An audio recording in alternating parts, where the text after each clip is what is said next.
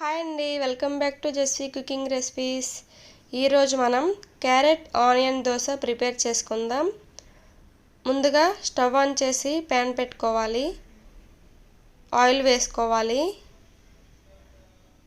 Heat అయిన తర్వాత దోశ బ్యాటర్తో దోశ వేసుకోవాలి.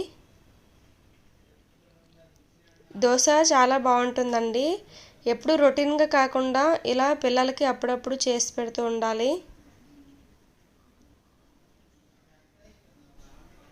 క్యారెట్ చాలా మంచిది కదండి హెల్త్కి. ఇలా దోశ వేసుకున్న తర్వాత క్యారెట్, ఆనియన్ ముక్కలు, కొత్తిమీర ఇలా చిన్న ముక్కలుగా తరుక్కొని వేసుకోవాలి.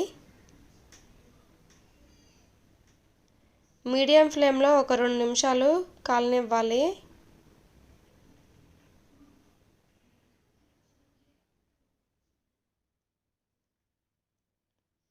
రెండు నిమిషాల తర్వాత దోశ ఇలా రివర్స్ చేసుకుందాం. రివర్స్ చేసిన తర్వాత ఒక 1 మినిట్ కాలిన తర్వాత ఒక ప్లేట్లోకి సర్వ్ చేసుకుందాం. మళ్ళీ ఇంకొక దోశ వేసి చూపిస్తున్నాను.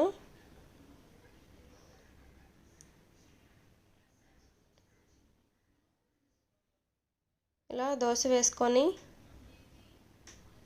క్యారెట్, ఆనియన్, కొత్తిమీర వేసుకోవాలి.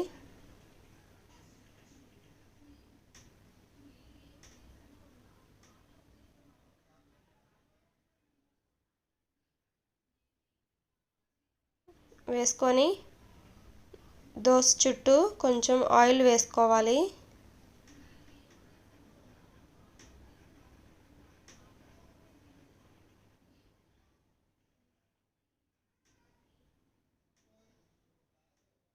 ఆయిల్ వేసుకొని ఒక 2 నిమిషాలు కాలనివ్వాలి.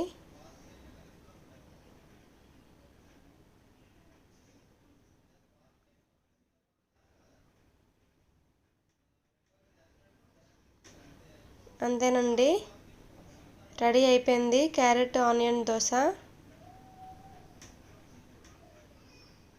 ప్లేట్లోకి సర్వ్ చేసుకుందాం.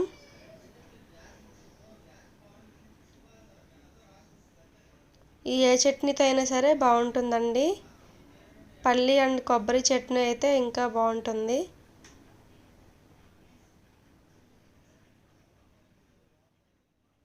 ఒక ప్లేట్లోకి తీసుకుందాం.